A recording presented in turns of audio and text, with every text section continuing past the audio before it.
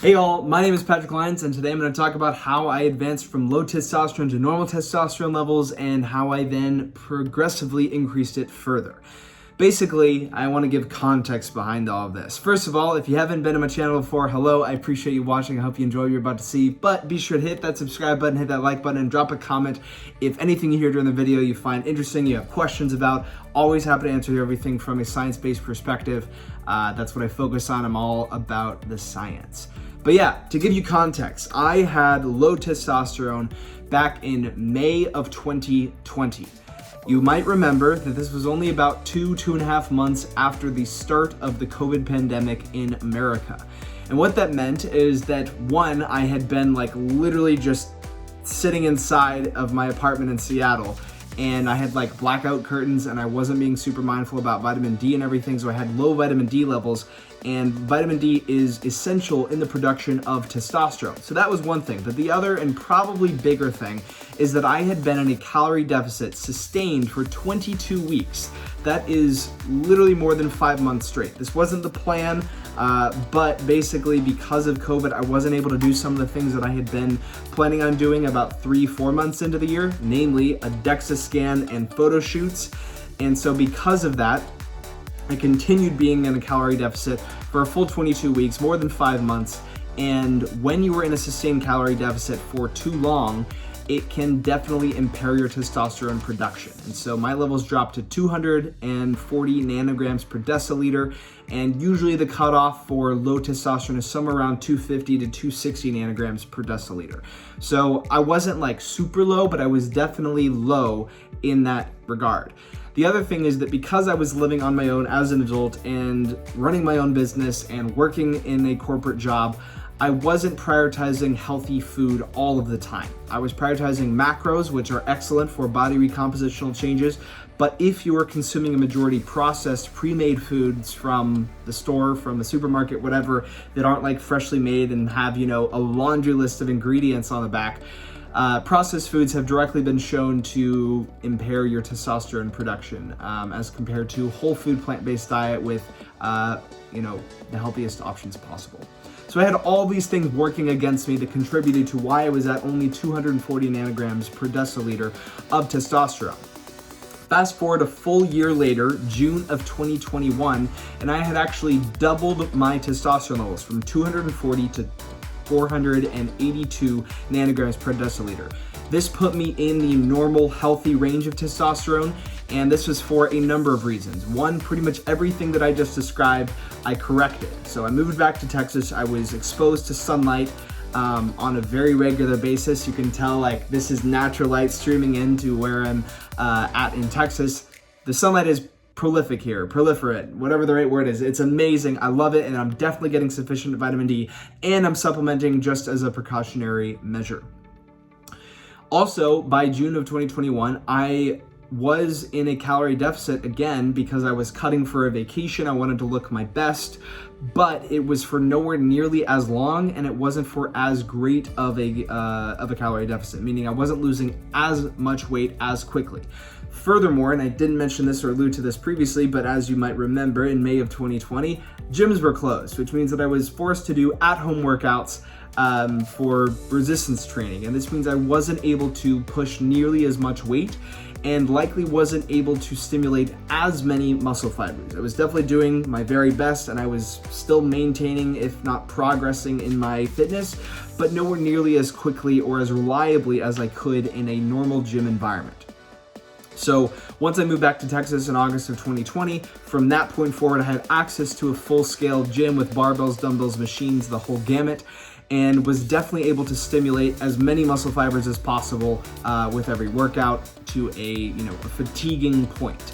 So that was in my favor as well, because when you can stimulate a greater number of muscle fibers, testosterone production is optimized in that regard as well.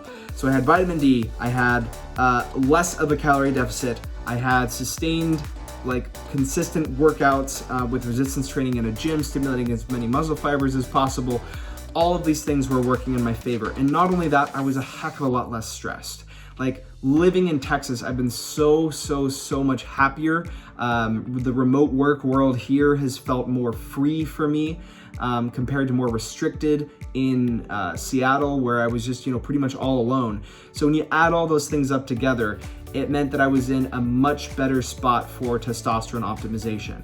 And what that also equates to, the other thing I want to mention is because I was living at home, I had my mom's home cooked food, and that meant that I was having very, very high quality produce, whole food, plant-based diet, 80% of my diet, plus high quality meats, things like that. All of this favored in toward optimizing my testosterone levels. And it just felt amazing to see that change happen in my body and in my energy levels and everything like that. So this is all to say that if you find yourself in this position in which you have low testosterone, obviously you can talk to your doctor about it, and I'm not advocating against that in any way whatsoever. But at the very least, you can make lifestyle changes that can potentially optimize where you are at. Eating high quality foods, getting consistent vitamin D, getting high quality sleep, being low in stress, stimulating a lot of muscle fibers through the workouts that you do, building upon your muscle mass in general, decreasing your fat mass. All of those contribute to testosterone optimization. And if one of the points I just said seems counterintuitive about dropping body fat, and I mentioned the calorie deficit previously could impair things, the thing to note here is that testosterone tends to be optimized in a body fat percentile between about 10 and 19%. On average, the optimal range tends to be like that 12 to 15 range, but anywhere from 10 to like 18, 19 is going to be approximately the same level of like ability. Above 19% body fat, especially when you're getting to like 25% plus, when you're getting into like the obesity range, that is when testosterone is definitely not optimized, and you don't want that.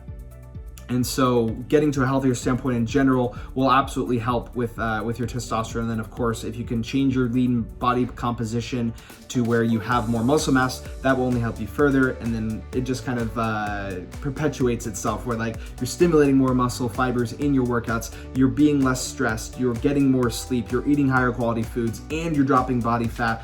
All of that will work together to increase your testosterone. And just to give you further testament to this, the stats that I told you previously were May of 2020 and June of 2021. I got tested another 6 months later in January of 2022, more recently this year, and I was able to increase my testosterone by like another 10%. So now I'm at 525 nanograms per deciliter, which is getting me like toward like the moderate to almost high end of the testosterone range, but really I'm still moderate. And the reason why I can say this with a smile is because once you're in that healthy range, especially once you're in like the middle end of the healthy range, it's not going to substantially increase your ability to make progress in the gym, like within your physique and your fitness results, from continuing to increase your testosterone. However, if you have low testosterone and you get into the moderate range, that absolutely can help you, because you are like selling yourself short when you're in that low testosterone range, because you're just in an unhealthy state. You don't necessarily have sufficient testosterone to build a substantial amount of muscle mass. But even more than that, you just want to feel good, and adequate testosterone levels will do that for you. And so you might notice that within the numbers I just said, from June of 2021 to January of 2022, about 6 months, I increased my testosterone by like 10%. That is a very moderate increase, but it is also like the expected or possible increase for someone who's going on a fitness journey based on the current scientific literature in terms of all the things I just said: recovery, sleep, diet, exercise, vitamin D, sunlight, all of that. So if you find someone online who is saying that, they double their testosterone in a month, or you see these massive increases where they're going above the natural range, there's a good chance that there's a reason for that, aka that they are not natural. There are exceptions to this, like, if I had optimized all my factors within like a month or two, it's possible that I could have seen the change happen faster. But all in all, it does take time for your testosterone levels to change through consistent and sustained lifestyle changes. If you're curious, this video is sponsored by Let's Get Checked.